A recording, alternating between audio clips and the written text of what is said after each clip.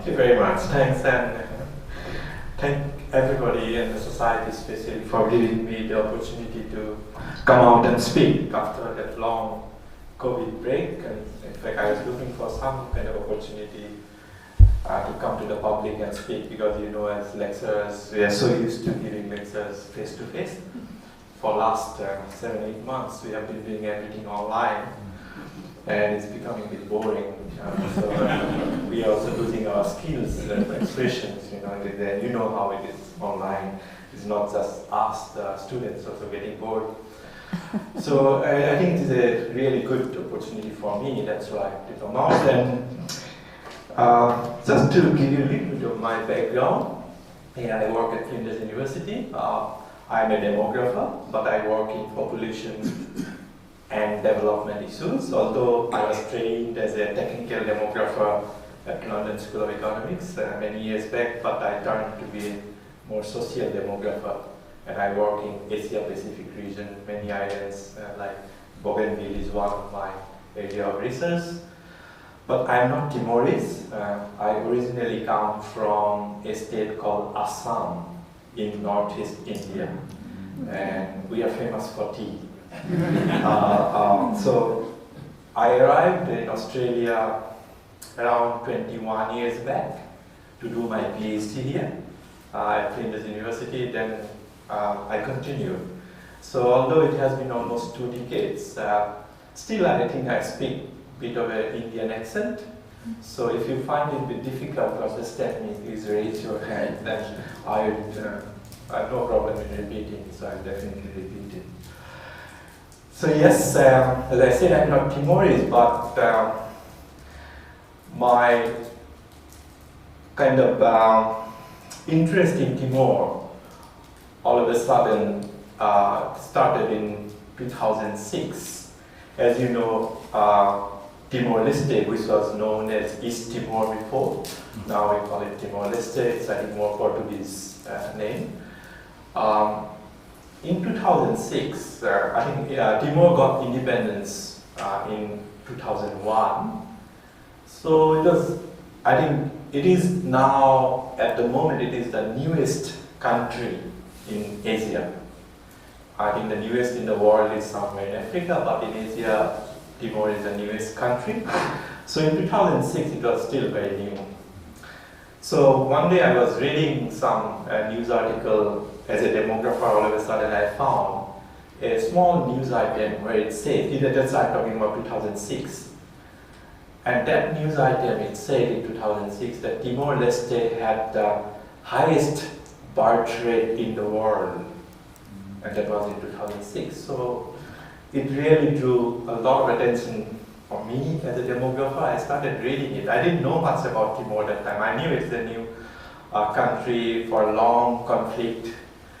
So I started reading a bit more about it, and there's not much available, not much academic literature or not much any news on Timor was available. So I was struggling a bit to understand what was going on. Anyway, I asked my bosses at Flinders University whether I can get small money to do a bit of research what's going on. It's our neighboring country, it's not far from Australia. Some people say you can see it from Darwin. And the people from East Timor, they say they can see Darwin. So it's both ways.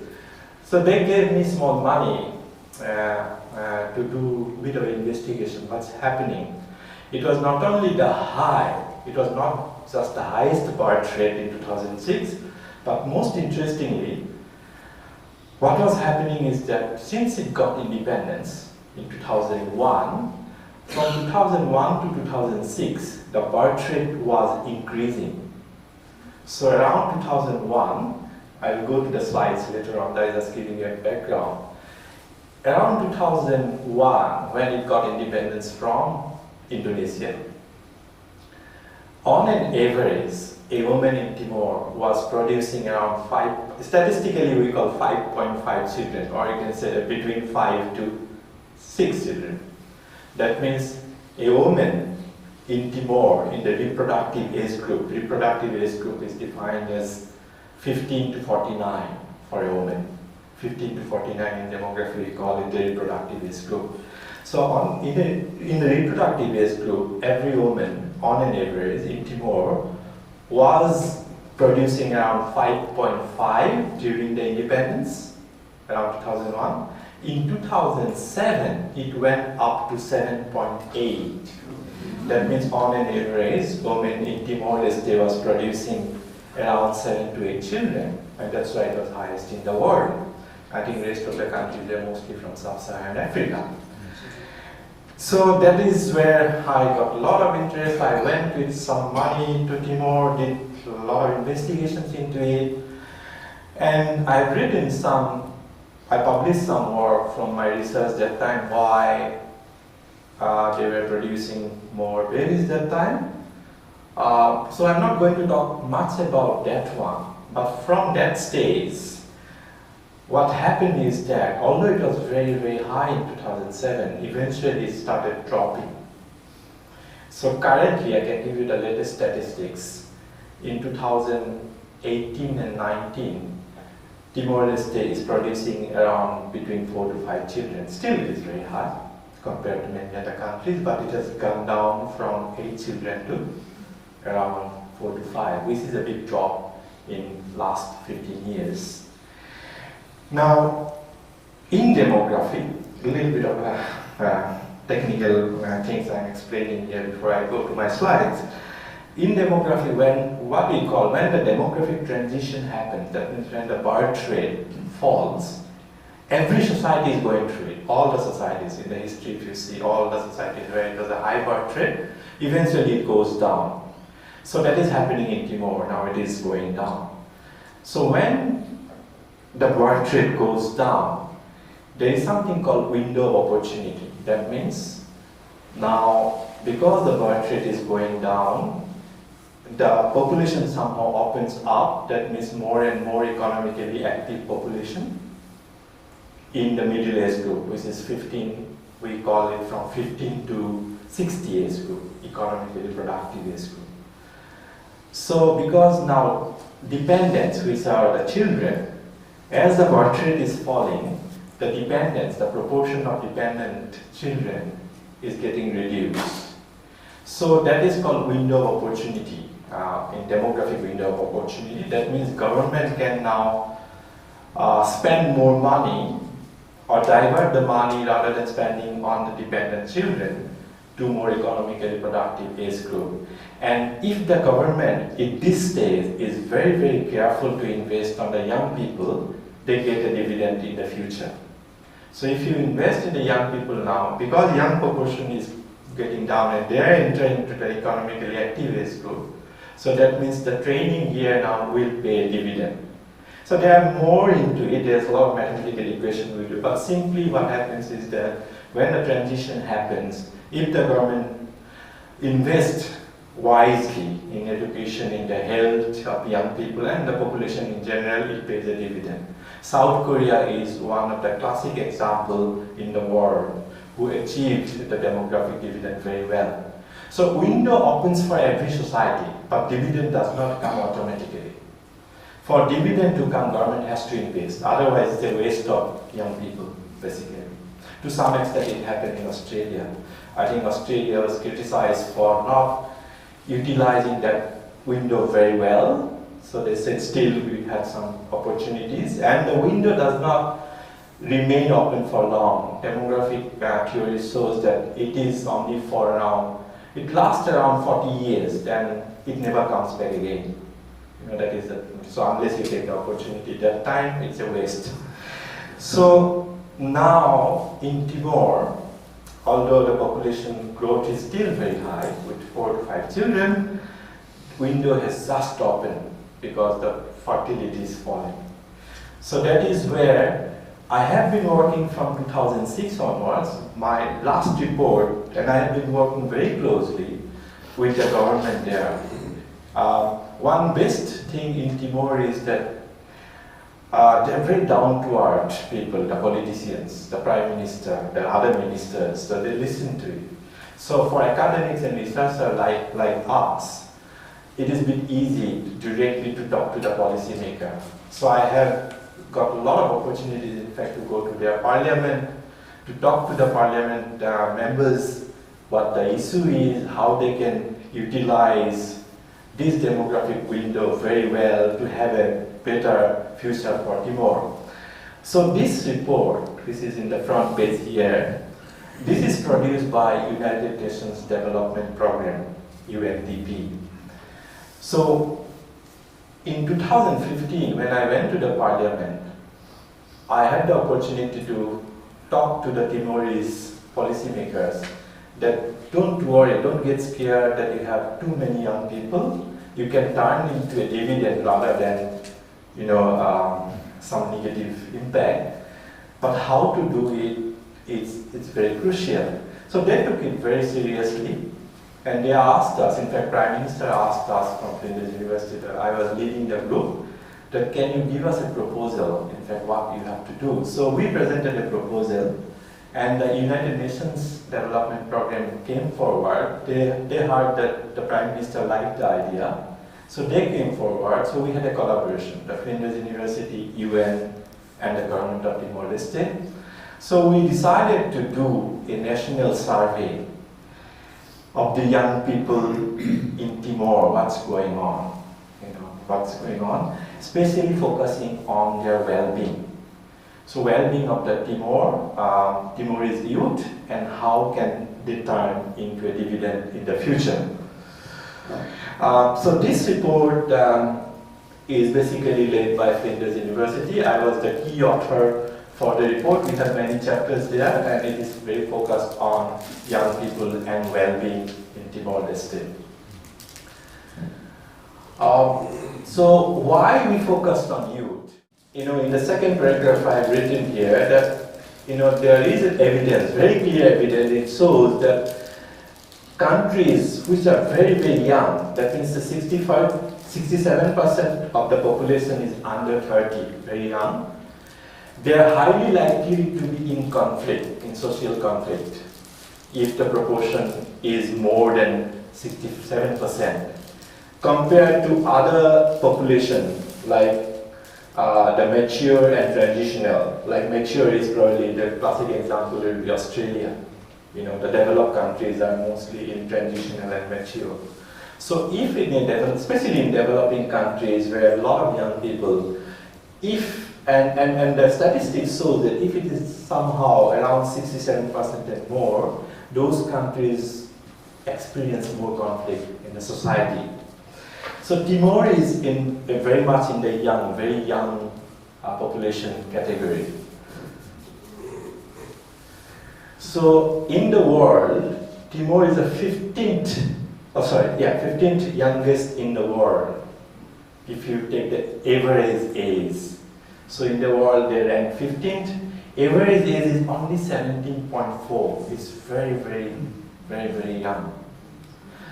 And can you believe that almost 74% of the population is below age 35? So it's youthful resource is very, very high, but it does not mean that always there will be something positive unless the government is careful in investing in this youthful population. So there is a demographic aspect into it in Timor Leste as far as the development is concerned. So demographic window of opportunities, we had talked about you before. So it lasts around 30 to 40 years. Now this graph gives you an example. I'm comparing it with Australia. The Timor, this is called age pyramid.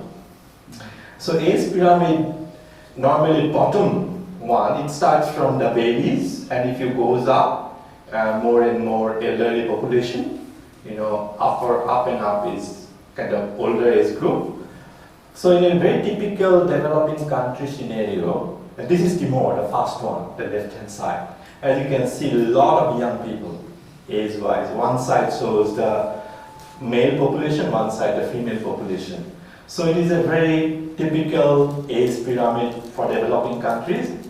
Whereas developed countries like Australia, the age pyramid looks like this. More and more in the economically active population, proportionately, and less in the children, and then it goes. So the shape is that. So if you see a S pyramid like this, immediately you will know some kind of like this will be a developed country, and the other one is developing country. And Timor is like that. Now, this is, in demography we call it fertility rate. In one way it is birth rate. You know? Oh, sorry. So the good news in Timor, one way is that although it has, you know, that 7.77, you can see that means on an average 8 children. Now it is around 4.3. The blue curve is Timor, the one orange, I think, yeah, that one is Indonesia. So it is declining. Now, I'll tell you something about the fertility issues, although it is not the focus of the presentation today, just to kind of tell you this. So when I was doing my research in 2007, we went to many households and asking about why it is happening, why they love babies, to have so many babies. And one thing we noticed, that the number, you know, if you ask them, how many babies would you like to have, whether it is husband or wife, they're always saying around 6 or 7. It was a very common answer. How many would you like to have? 6? How many would you like to have? 7? Then we thought that there is a number there, something to the culture. I don't know what was there. I didn't know that time. So that was a bit strange. Why 6 and 7? And without any time, I mean, if I ask, instantly they will immediately the answer will be 6 or 7. They don't wait. So when we are having some focus group discussion, it was among women. And I was not participating directly. Some of my field investigators were local Timorese girls. They were doing that focus group to find out why they like to have that many babies. So when in one of the villages, when we were having the focus group discussion, so I was waiting, there were around 10 women there with a lot of children around. Then there was a husband, a man, was standing there with 2 kids with him. So I went and started discussing with him. So I asked, are you married? He said, yes. I had an interpreter with me. They speak Tatu, the local language. So I asked him, are you married? He said, yes. And then I asked him, how many children you have? He said, I have 2. So they were there with him. Then I asked him, how many would you like to have? Immediately he said, 7. I just wanted to get a bit more from him. I said, okay, 7, why not 10? Why do you think I'm having 10? And he was very angry with me. He said, 10? No, he's just talking in his own language. What he said, that 10, are you crazy? I don't have a job. I don't have any income. How can I have 10? So then I realized the number 6 and 7 was somewhere. It is not the economic rationality. It is more about the cultural thing. So there are a lot of stories behind why I don't have much time today to say, but having 6 or 7 was very much culturally rooted. And it is not the economic rationality of having 6 or 7. So they think the economic rationality beyond 7, when he talks about 10. So that gave me a lot of insight. In fact, that was an informal talk. But it is changing. It is changing quite dramatically now. It is coming down from 7 to 4.3. In demography, we call it a rapid change. In a society from within 15 years, from 8 children coming down to 4 children, it's almost half. It's quite rapid. So the dividend account, so what happens is that then, yes, this is good news, the number of birds getting reduced, but how the government can interfere here, how they utilize this window of opportunity and make this young population a dividend. And that was our target in our Human Development Report done in 2018. And we told the Prime Minister in Timor that don't take the young population as a very kind of a terrifying or something very negative. We can turn into a more positive thing. And we gave the example of, as I said before, the South Korea. South Korea, in fact, 35 years back, South Korea's birth rate, if you see the history of demography in South Korea, was exactly like Timor, around 35, 40 years back. Very, very high fertility rate, on an average 7 to 8 children in South Korea. So what happened in South Korea, when they started experiencing decline in birth rate, they started, when the window of opportunity opened, they started investing on the young people very, very heavily. And that paid the dividend. You know, you can see South Korea, how well they are doing economically. You know, like, you know, starting from Samsung, Kia Motors, you know, all the technology they are destroying the market. So it is one of the best examples of how a nation can use the window very well to turn into a demographic dividend. So it is not only in South Korea, in fact, in many Southeast Asian countries in fact, shown it very well. Singapore is another example. They utilize the demographic window opportunity very well to turn into a dividend. So we told the Timorese government that you can also do that, but it will not come automatically, you have to invest. And for that, we showed the Timorese, through our research in 2015, we started in 2015, what the state of well-being of the young people in Timor district-wise, and what are the policies you have to take to make into a dividend.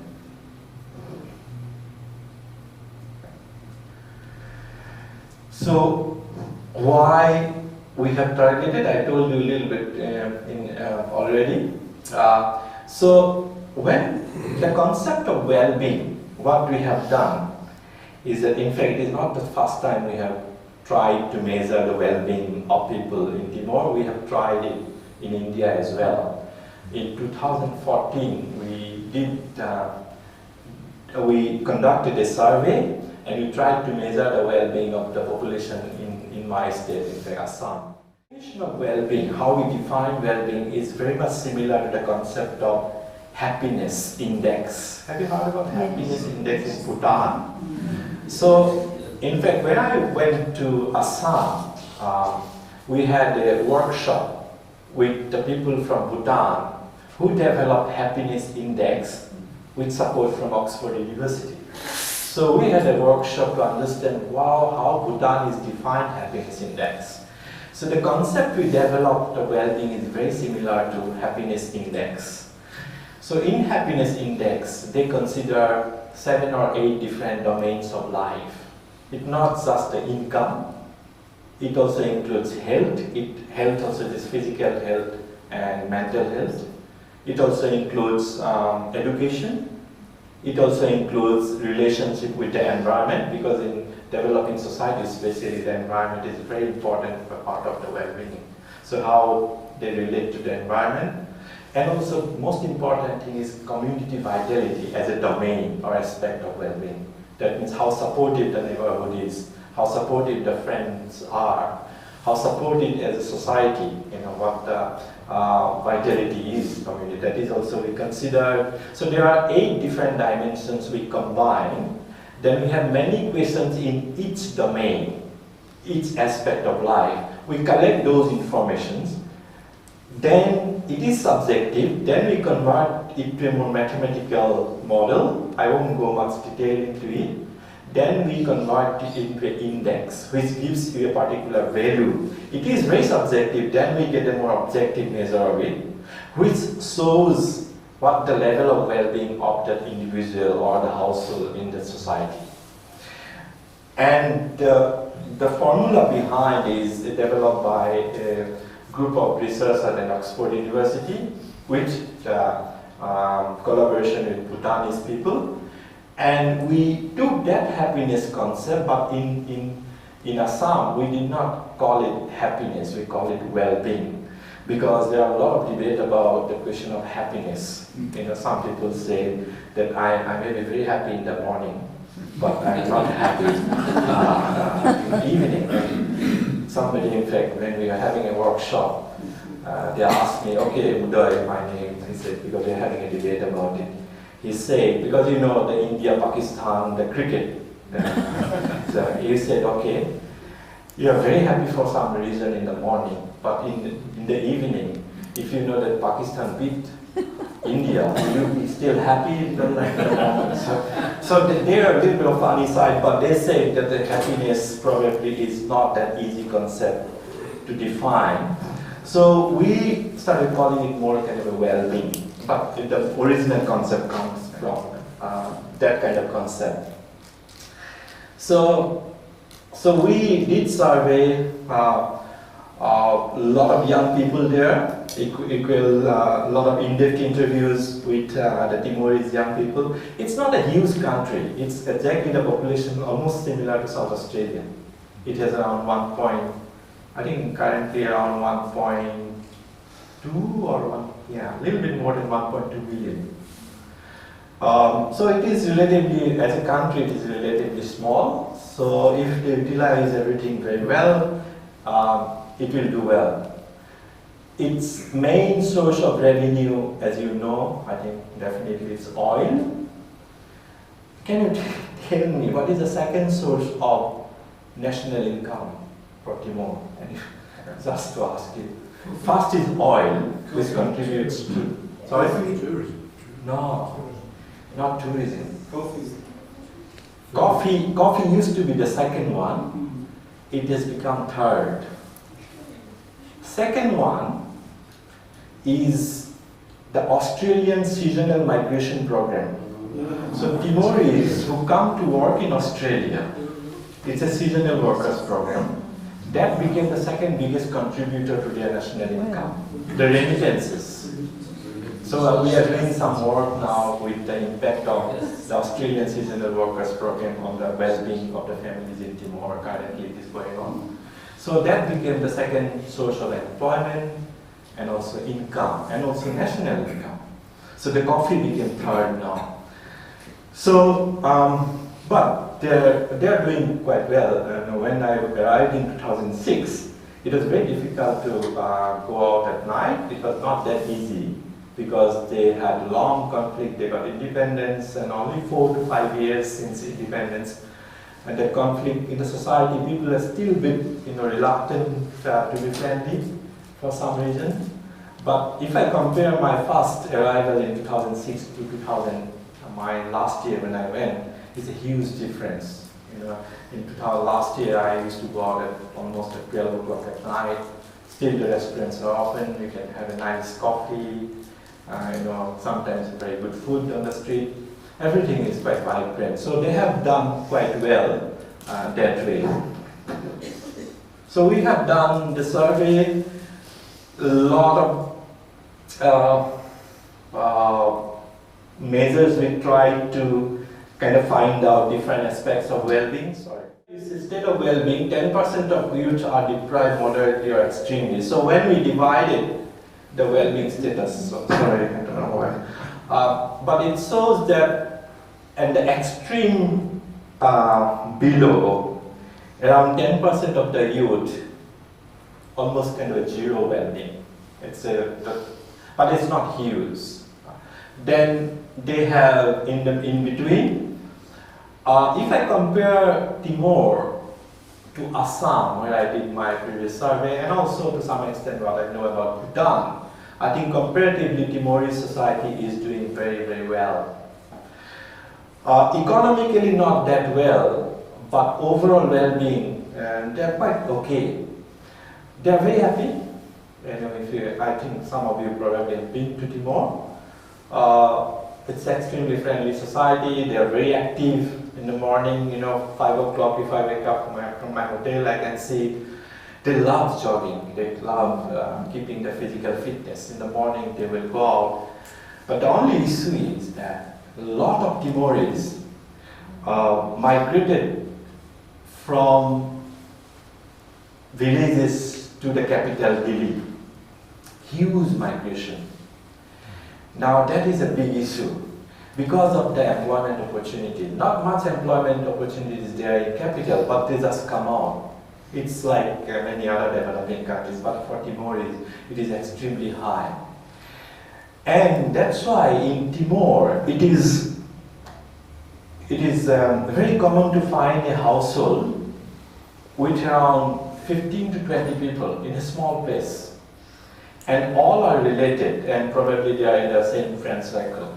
So what happens is that, suppose somebody from Timorese village comes to the capital Dili, gets a job, then he takes it as a responsibility to bring other relatives and friends from his village to come to Delhi, and whether they get a job or not, to give them a shelter. So that is happening increasingly. And his income or her income, the main person there, he gives them the food and the shelter, but not anything else. Food means not money. Not breakfast, lunch and dinner. So there are a lot of huge dependency that way, in one person, and that is a very common thing happening. So we have done the district-wise analysis, and there is a big difference among the districts, as you can see, well-being perspective, who have sufficient well-being. Ainaro is a district where less than 50% have achieved well-being, it's around 40%. Then you can go to the district like Likisa, where the well-being we found is very, very high. But there is a trend, you can see that. So key challenges, unemployment is very, very high. There is a gender issue as well, skill mismatch, quality of education. Now the community ties is getting a bit fragmented, participation is not that much, many other issues. Now what we did, okay, we found all these different evidences. Then we have defined scenarios we calculated for the government to see. So we showed them if they only invest in economy, not education and family planning as such. So then the population in 2050, we are projecting the population, will be around 2 million, 2.06. If they invest in education and economy together, especially women's education, then the population in 2050 will be slightly reduced to around 1.97 million. But if they use economy, education and family planning combined, then the population in 2050 will be around 1.5 million, which is more manageable with their economic capacity. So now, to go to the third option, that you have economy, family planning and education together, these are things they will have to do. If they do it well, the dependency ratio, when we call it dependency ratio is defined as number of the proportion of population 0 to 15 and 60 plus divided by 15 to 60 population, this economically active population, and that gives you a figure. In economics it is called dependency ratio. So the dependency ratio at the moment is very, very high because of a lot of young people there, a lot of under age 15. So if they follow the third option, that the dependency ratio, which is now 83%, dependency ratio will come down to 50%. Then also how they can save, if they follow that pattern, they can also save a lot of infant deaths. It's very, very high. Infant deaths is, I think, still in Timor is around 60. That means 60 infant per 1,000 newborn babies die. It's very high. When it got independence, it was 110. So 110 infants is to die for every 1,000 newborn babies. Probably you know the statistics in Australia, just for curiosity. Infant mortality. Yes, it is in fact less than 2 now. It's around 1, so 1 point something. So you can see, our neighboring country, the vast difference. Still we have 60 there, we have 1 here. So, but it is currently it is 83. Sorry, 83. It will come down. Then infants, dependency ratio 83 will come down. Infant deaths will come down. Maternal deaths also will reduce. So these are the things So we showed to the government how they can do that. There are a lot of insight into it in the report, how exactly how much investment they need, where they need, and all these things are there. Now, again, if they go for the third option, we also measure Human Development Index. You know, that is a development measure by United Nations. So currently, if they don't do anything, their in Human Development Index, if we compare to the world, they're quite low. It is here, 2015, 0.5. So if they do everything all right, 2015 it will go up to 0.71. 0.71 is almost likely, almost touching the developed countries' Human Development Index. So most of the developed countries currently have Human Development Index which is around 0.7. So in 2050, Timor can achieve it if they have that combined package. So there are many options there, we have shown them. And we have also suggested a lot of recommendations to the government in our policy report to them. And it was really good for academics like us to go to the parliament and speak directly. It was a bit of a different audience, because speaking to the students is very different from speaking to politicians and policymakers. So I had to tell them more like a storytelling type of thing. The English was, some of the ministers understand English well, but a lot of them are Portuguese and a lot of them are Tetum, but we had an interpreter who helped us to interpret in different languages. But they took it quite seriously, in fact, some of the policy recommendations, hopefully they are doing it. Some of them, they are implementing it now.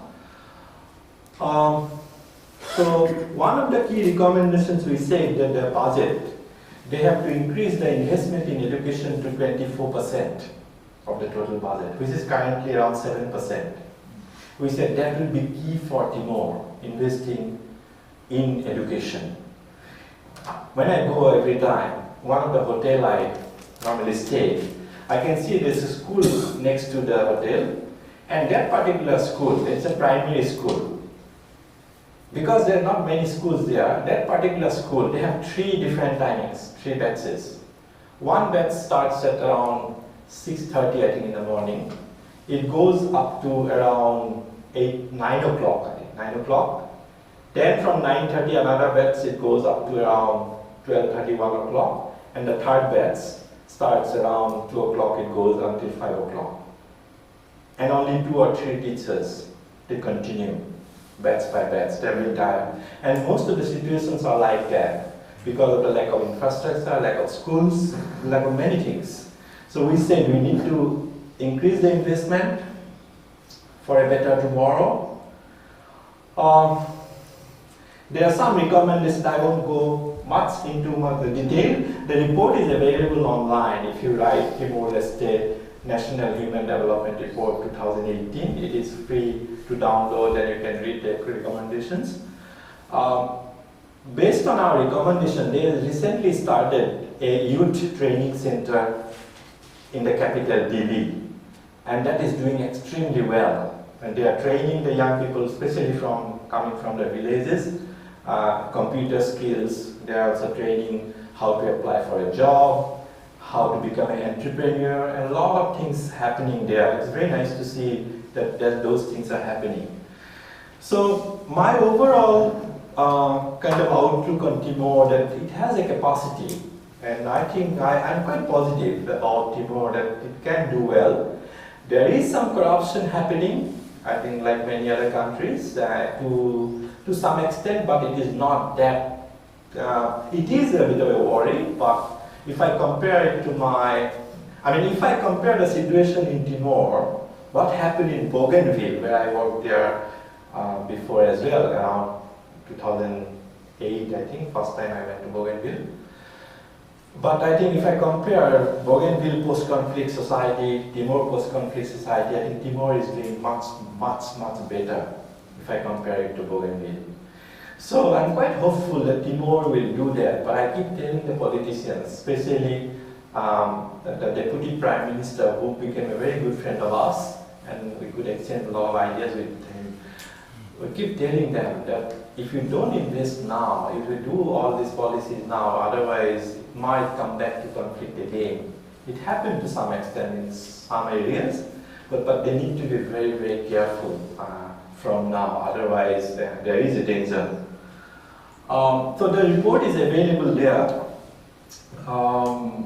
and it will be nice. I mean, we are a bit excited to see how this nation building process, so they still call it a nation building process because it's only not even 20 years old country. So, and also it's our neighboring country, how it develops and what is the future ahead. And yes, and I would probably stop here.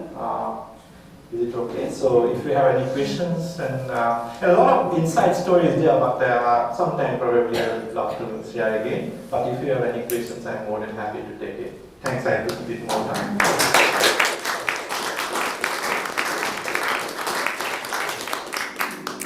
Thank you.